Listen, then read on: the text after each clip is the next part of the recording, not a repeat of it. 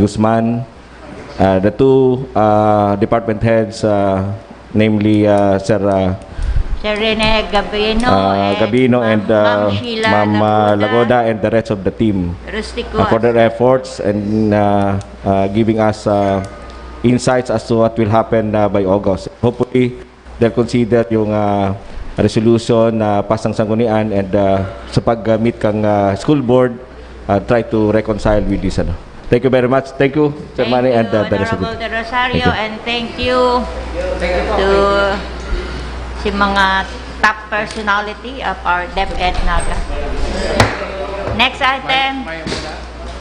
The letter dated May 11, 2020 of the Honorable City Mayor requesting for authority to enter into an amended deed of absolute sale with Jose Raimundo married to Marcelina San Binaventura.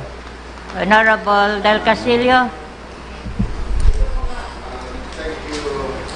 Chair, upon conversation with the Mayor, Madam Chair, the Mayor is requesting that we just defer consideration of this matter, considering that the persons who executed the deed of absolute sale are already deceased.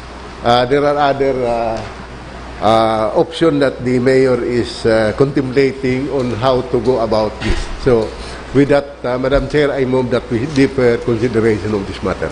Second. Second, this matter is deferred. Next item.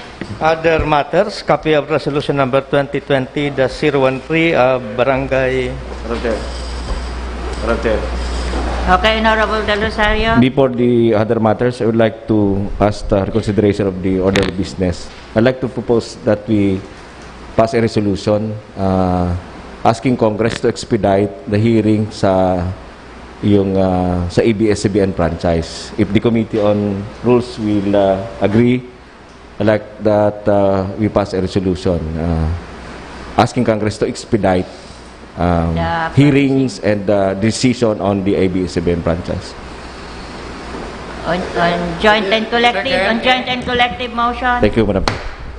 Pero namimiss mo na si Cardo Next item. Other matters, copy of resolution number 2020-013 of Sangguniang San Isidro, realigning the aggregate amount of 115,000 from travel expense and training expense items under MOE into other MOE in the barangay annual budget of San Isidro. Noted.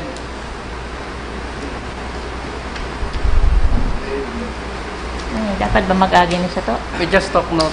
Noted. Take note, Okay, Madam. we take note of the resolution. Next item. The letter dated May 11, 2020 from Attorney Mike Coholia, Election Officer 4,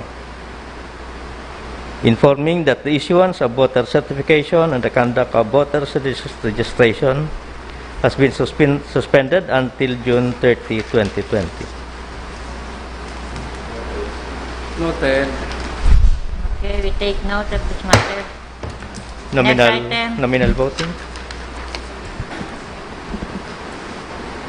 Thank you, Madam Chair. Madam Chair, may I move that the approved resolution be transferred to nominal voting and approve the same. Motion to adjourn, Madam Chair. Okay. Session is adjourned. May pati kitang lunch. 11:40. Mel! Mel!